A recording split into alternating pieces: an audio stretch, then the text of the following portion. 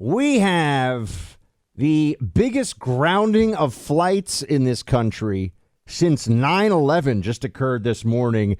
Air travel, we got to talk a bit about this. It feels like we are just going backwards in time with air travel in a whole range of ways. But when the FAA computer for the NOTAM, Notice to Air Mission System, so I think that's what keeps the FAA knowing where all the different planes are in the sky at any point in time. When that computer system goes down and all the flights have to be grounded, it starts to raise some questions about how competent is this Biden regime? How's that transportation secretary, Mayor Pete Buttigieg, doing? We will dive into that in a second.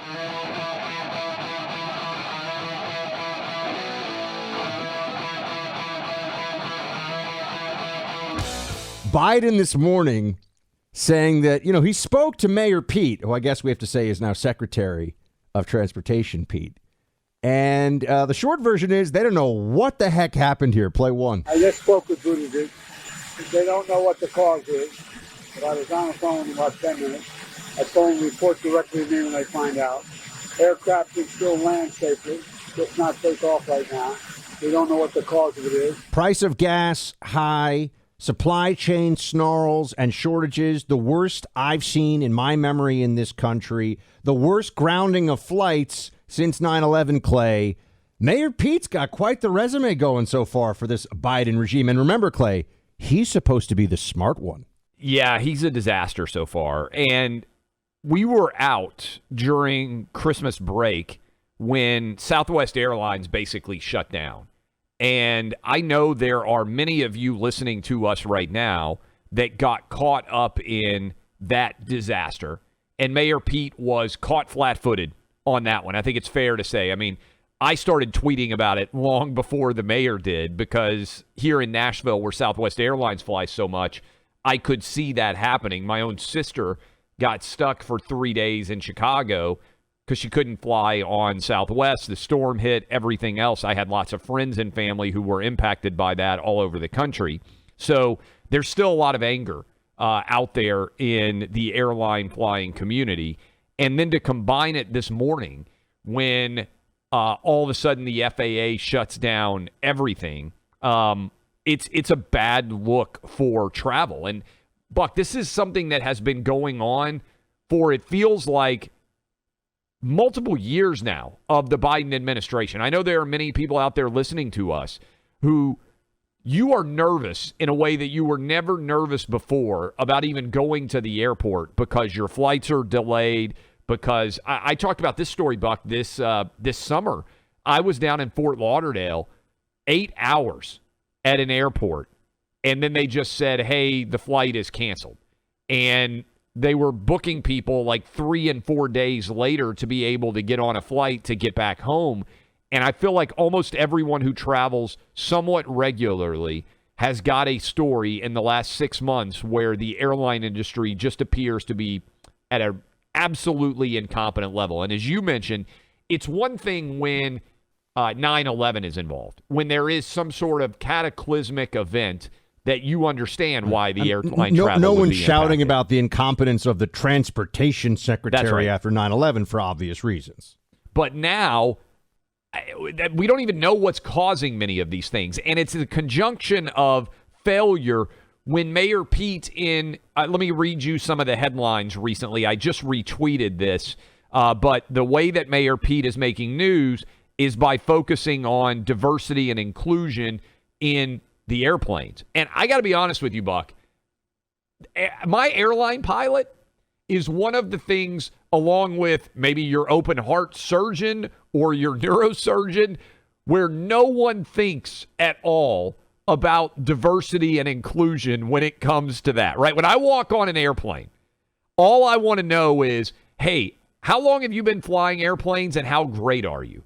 And so when I see the FAA recently saying the language we use in aerospace matters, we've begun to adopt gender-neutral and inclusive aviation terminology as part of our agency-wide initiative. You can watch our Inclusive Language Summit at #equity. Join our discussion on how the words we use can create a more inclusive aerospace community. This is the FAA tweeting this. The FAA's Jenny Boyle reflects on LGBTQI plus visibility within the agency and encourages others to keep the conversation going to build a more inclusive workforce. One more, Buck. Aerospace is for everyone. This is the FAA's official account. Aerospace is for everyone, and the language we use matters. We launched an agency-wide initiative to adopt gender-neutral and inclusive aviation terminology. Watch the Inclusive Language Summit at Best of 2021. I want my airplanes taken off. I don't care about any of this, and I think this is indicative of a misplaced focus. Well, it's fascinating because what you're going to have here is something similar to, about with orchestras. This is a fascinating case study in meritocracy because diversity and inclusion madness as practiced by Democrats these days, it keeps getting worse and crazier, but it is effectively a war on meritocracy, or it is an effort to destroy the notion of just individual merit separate from political considerations, identity politics, and all the rest. So for orchestras, were you a classical musician growing up? I actually was classically trained. I'm tone deaf. Literally, I can't sing. I was in chorus, and they told me just to announce the songs. I mean, I am maybe the worst musical person on the planet. So, no, I'm not an expert in this. I was asked to actually be in a university orchestra, and one of the big secrets of my media career to this day is nobody knows what the instrument is. Yeah, what is the instrument? Was it the tuba? Was it the harpsichord? I don't know. Maybe one day I'll tell people, but I want to know. Why can't you just tell us right now? What was the instrument? I like to keep people. I think that means it's a nerd instrument. Remember when Tom Hanks wouldn't tell anybody where he was from in Saving Private Ryan? This is like my Tom Hanks moment with that. I don't tell anybody. Nobody knows what the instrument is. It's the most embarrassing instrument if you are refusing to acknowledge the instrument. It is not the instrument that tends to get all the ladies. However, I was proficient in it. Nonetheless. Now people are going to the deep diving. It's going to happen. There's probably a photo of me. Does your fiance know? So Carrie knows, but she is sworn to secrecy. I've told her. I said this is the one part of my past that people don't get to know about necessarily. One day it might be unveiled. One day. Anyway, look, if I played a little piccolo, I was good at it. Don't worry about it. So I'm just saying it's not a cool one if you're refusing to acknowledge it. Definitely wasn't electric guitar or piano or I was telling Carrie, I think the saxophone is really cool and people should saxophone should make a comeback. I think people got That was Bill Clinton's. That was Bill Clinton's. Remember when we went on Arsenio Hall and played the sax? Probably the coolest thing about Bill Clinton. I got to be honest with you. I can't hate on the sax. I think saxophone should make a comeback. Anyway, point being that they had blind auditions. The clarinet, wasn't it? I can neither confirm nor deny, man. I'm not. Flute? You could put. Was it the flute? Can neither confirm nor deny, Clay. You could waterboard me. It's not coming out. So they had blind auditions, and what happened is you said, okay, well, now people have, it's just about the skill. How good are you? And it's about the music, and that's all that matters. And you know what they said? Blind auditions were racist. That's what eventually happened because they weren't getting. That's an amazing argument to make. Yeah, of course. They weren't getting the output that they wanted, so it didn't matter what. Pilots, in essence, are a blind audition. Meaning, I shouldn't say blind audition, but the people, it's a little different in that the people that get on a plane, you usually don't even see the pilots. You don't care. You just want the best possible pilots. That's right. You want the highest output from those pilots, especially in terms of safety. When you land, nobody is clapping because, oh my gosh, our trans pilot did such a great job. They're happy because they landed and they're safe. We don't care what the color of the person is, the gender of the person is, anything else. That is unacceptable to the new left. That is unacceptable to the Democrat Party of today. You are being made to care about these things. The FAA, air traffic control, every aspect of the federal bureaucracy is just run through now with all of these ideas about diversity and inclusion.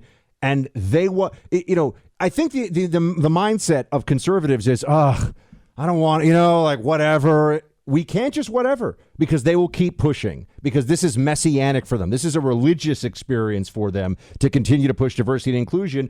And Mayor Pete will not be held to account by the media on anything. You have to remember that as well. And if you're wondering the connection, it's because every agency can only focus on so much. And the things that you and I think 98% probably of the American flying public care about has nothing to do with the cosmetic diversity of the cockpit or the language that we use, such that cockpit is evidently problematic now, right? There's discussion. Oh, a cockpit. It suggests that there's men flying the airplane. And I got a DM recently from a pilot, and I flagged this because I thought it was so interesting. Where he was talking about the current situation in the cockpit, which is they are changing the names of so many different aspects of. This is what I got today. Delta Airlines pilot, daily listener. I don't know if you know, but the NOTAM system that went down was until recently stood for Notice to Airmen. It was changed by the Gender Brigade to Notice to Air Mission a few months ago because the word airmen was too male, insulting, and exclusionary towards women. It's true. Nice to know the FAA is prioritizing the important things. Again, get all the planes in the air flying safely, no matter who is flying them. Let's have a meritocracy out there. Instead, we're focused on cosmetic diversity, which is why Mayor Pete has his job in the first place, and everything around him is failing. You know, there can be no sacred cows when people's lives are at stake. And when you're talking about flying, you're talking about life. And everyone who gets even a little bit nervous, when that little bit of turbulence comes along, you know exactly what we're talking about. And an example of this, there was a catastrophic crash many years ago. I can't remember it off the top of my head. But when they looked into it, it was with a South Korean airline. And the problem that they identified was that as a cultural matter in South Korea, telling your superior that he is wrong is completely unacceptable. And so while there were mistakes being made in the cockpit, the subordinate pilot and another pilot as well, who were also subordinate to the main guy, were afraid to tell him basically, if you don't change this and pull up, we're going to run into the side of a mountain. And they ran into the side of a mountain, more or less. You have to address these things based in reality. Wokeness, diversity and inclusion, political correctness. No one cares about that when they're 35,000 feet in the air going 500 miles an hour. So worth noting that, we don't know what caused this system outage yet, but we do know that the wokeness is spreading all across the federal bureaucracy, including when it comes to air travel. And it's replacing competence as the number one standard of the most important standard, which should be safety.